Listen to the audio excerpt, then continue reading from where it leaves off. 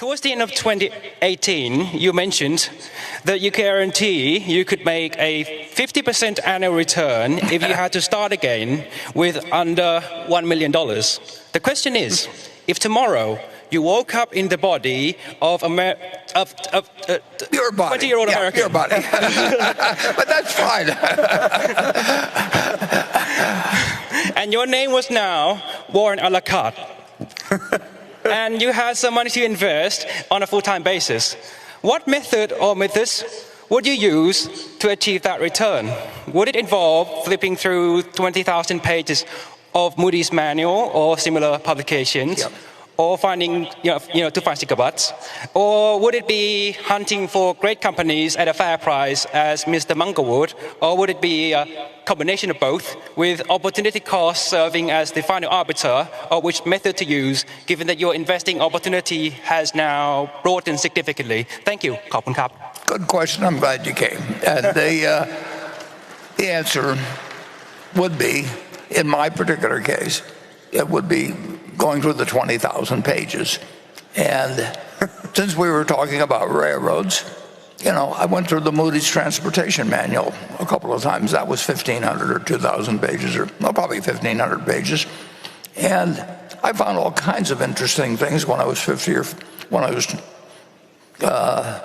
20 or 21. And I don't imagine there's anybody here that knows about the Green Bay and Western Railroad Company, but there were hundreds and hundreds of railroad companies, and I like to read about every one of them.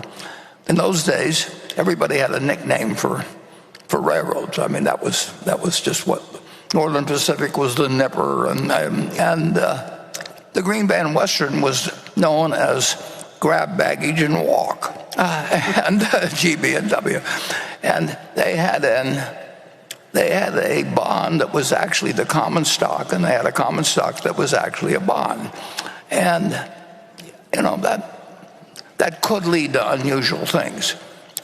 But they wouldn't lead to unusual things that would work for you with many millions of dollars. But if you collected a whole bunch of those, which I set out to do, and actually that's what impressed Charlie when I first met him, because I knew all the details of all these little companies on the West Coast that he thought I would never have heard of.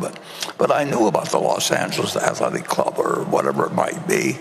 And he thought he was the only one that knew about that. And that became an instant point of connection. So to answer your question, I don't know what the equivalent of Moody's manuals or anything would be now, but I would try and know everything about everything small, and I would find something. And with $1 million, you could earn 50% a year. But you have to be in love with the subject. You can't just be in love with the money. You really got to just find it like people find other things in other fields because they just love looking for it. A biologist looks for something because they want to find something. And that's built into. I don't know how the human brain works that much, and I don't think anybody understands too well how the human brain works. But there's different people that just find it exciting to expand their knowledge in a given area. I know great bridge players. I know great chess players. Actually, Kasparov came to Omaha and met Mrs. B. I've had the luck of meeting a lot of people that are unbelievably smart in their own arena and do some unbelievably dumb things in other areas. So all I know is the human brain is complicated, but it does its best when you find out what your brain is really suited for, and then you just pound the hell out of it from that point. And that's what I would be doing if I had a small amount of money and I wanted to make 50% a year, but I also wanted to just play the game. And you can't do it if you don't find the game of interest, whether it's bridge or whatever it may be, chess, or in this case, finding securities that are undervalued. But it sounds to me like you're on the right track. I mean, anybody that'll come all the way to this annual meeting has got something in their mind other than bridge or chess.